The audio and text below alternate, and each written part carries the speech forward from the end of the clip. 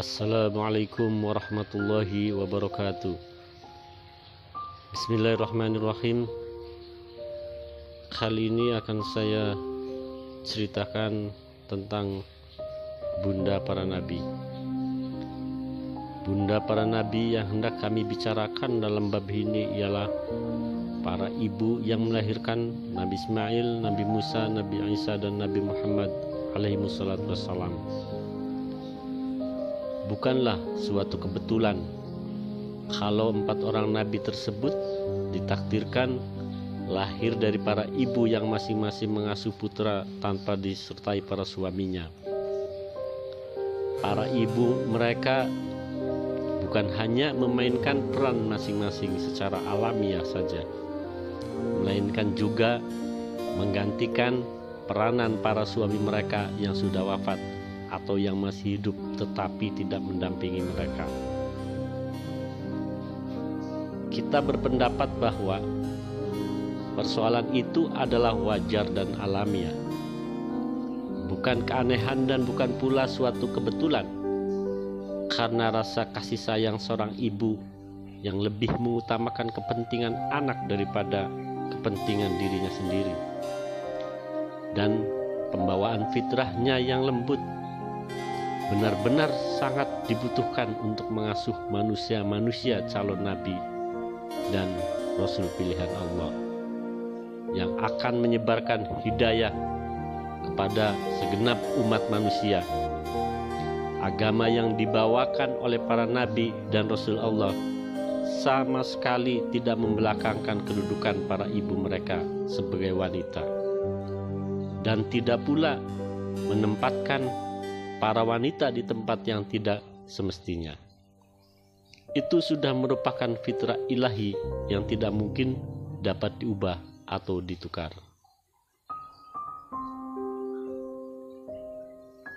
Allah berfirman, fitrah Allah telah menciptakan manusia menurut fitrah itu. Tiada perubahan pada fitrah Allah. Quran Surat Ar-Rum ayat 30. Bunda Nabi Ismail alaihissalam. Ketika Nabi Ibrahim alaihissalam meninggalkan istri dan putranya Siti Hajar dan Ismail alaihissalam, beliau bermunajat kepada Allah, "Ya Allah, Tuhan kami, ku tempatkan sebagian dari keturunanku pada sebuah lembah yang tidak bertetumbuhan dekat rumah sucimu yang dimuliakan manusia. Ya Tuhan kami, agar mereka menegakkan sholat bersembah sujud kepadamu, dan semoga Engkau membuat hati sebagian manusia condong kepada mereka, dan karuniakanlah mereka rezeki dari berbagai buah-buahan. Mudah-mudahan mereka akan bersyukur." Quran Surat Ibrahim ayat 37.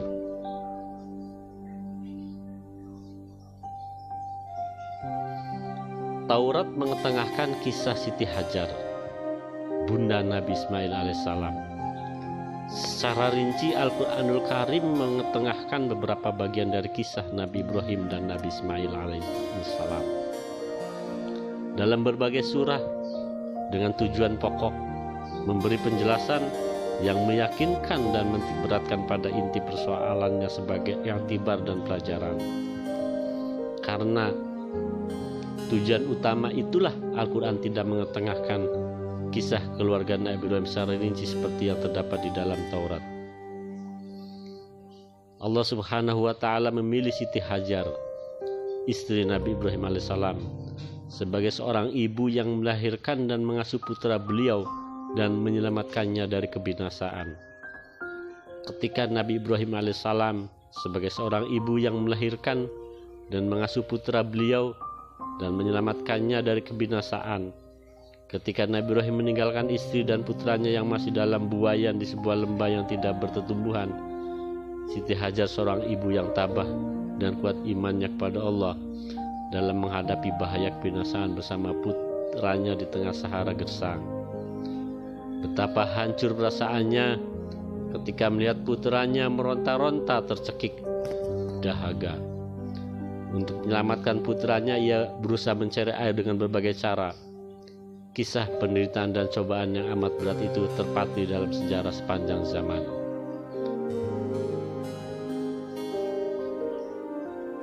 Siapakah wanita yang bernama Hajar? Ia seorang wanita kulit hitam dari Ethiopia dan hamba sahaya. Manusia Hawa yang lemah, tidak berdaya dan tidak berkuasa. Bahkan dirinya sendiri pun ia tidak menguasainya. Ia dibawa oleh Sarah, istri Nabi Ibrahim alaihissalam, dari Mesir ke tanah Kan'an. Siti Sarah hingga berusia lanjut tetap mandul hingga hampir putus asa untuk dapat melahirkan anak yang didam-idamkan suaminya. Oleh karena itu, dengan sukarela ia menyerahkan hamba sahaya yang dibawanya dari Mesir itu kepada suaminya untuk dijadikan istri kedua, dengan harapan akan dapat melahirkan putra bagi Nabi Ibrahim alaihissalam. Harapan itu terkabul. Ketika mengetahui Siti Hajar hamil, Siti Sarah mulai cemburu dan gundah gulana. Itu tidak aneh, karena memang demikian itulah fitrah wanita. Ia membayangkan pada suatu saat hamba sahaya itu pasti akan merasa lebih tinggi kedudukannya dibanding dengan dirinya. Kepada suaminya ia berkata, "Kuserahkan hamba sahayaku kepada Anda." Tetapi setelah hamil ia merasa lebih tinggi daripada diriku. Nabi Ibrahim alaihissalam menjawab, "Dia tetap hamba sahayamu. Engkau dapat berbuat apa saja terhadap dirinya." Akan tetapi Sarah tidak mau berbuat sesuatu. Ia tetap bersikeras hendak menyingkirkan Hajar dari suaminya. Setelah Hajar melahirkan, habislah sudah kesabaran Sarah. Ia bersumpah tidak akan membiarkan Hajar tinggal bersamanya di bawah satu atap. Sarah terus-menerus mendesak suaminya supaya menyingkirkan Hajar. Pada akhirnya Nabi Ibrahim alaihissalam pergi mengembara ke arah selatan, diikuti oleh istrinya Siti Hajar sambil menggendong bayinya. Nabi Ibrahim alaihissalam berniat hendak menempatkan putranya di bawah naungan sisa-sisa bangunan purba. Tempat pertama di muka bumi di mana manusia bersembah sujud kepada Allah Tuhannya. Tibalah Nabi Ibrahim alaihissalam bersama istrinya dan putranya di sebuah dataran tandus dan gersang. Hampir tak ada seorang manusia pun yang bertempat tinggal di kawasan itu. Di dekat sisa-sisa bangunan purba, Nabi Ibrahim diperintah Allah meninggalkan Siti Hajar bersama putranya Ismail alaihissalam. Kedua-duanya hanya dibekali sekantong kurma dan sewadah khirba air minum untuk bertahan hidup. Setelah menyuruh istrinya membuat sebuah aris semacam tenda, beliau berangkat pulang ke daerah asalnya. Hajar sangat ketakutan hidup seorang diri bersama bayinya di tengah gurun pasir. Karenanya ia mohon kepada beliau supaya jangan meninggalkannya di tengah sahara yang mengerikan itu.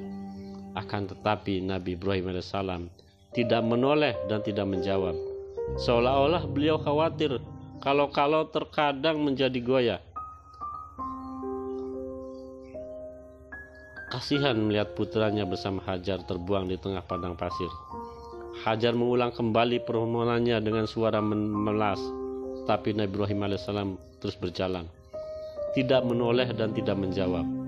Setelah sampai di bagian lembah yang agak tinggi, beliau mendengar suara Hajar bertanya, "Apakah Allah memerintahkan Anda meninggalkan diriku bersama bayi ini di tempat yang mengerikan seperti ini?" Beliau menjawab, "Ya."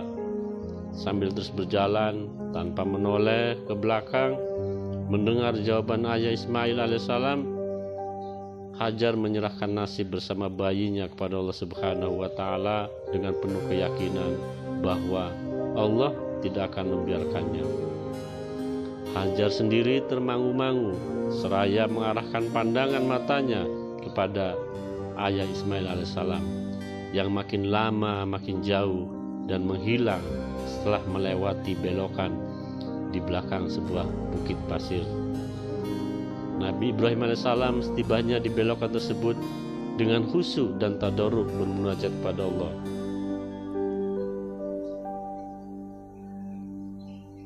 Ya Allah, Tuhan kami, ku tempatkan sebagian dari keturunanku pada sebuah lembah yang tidak bertetumbuhan, dekat rumah suci-Mu yang dimuliakan manusia.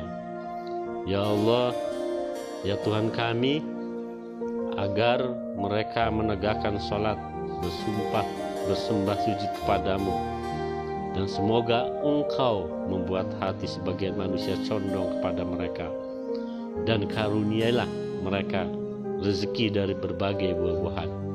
Mudah-mudahan mereka akan bersyukur. Quran Surat Ibrahim ayat 37. Setelah itu beliau melanjutkan perjalanannya pulang.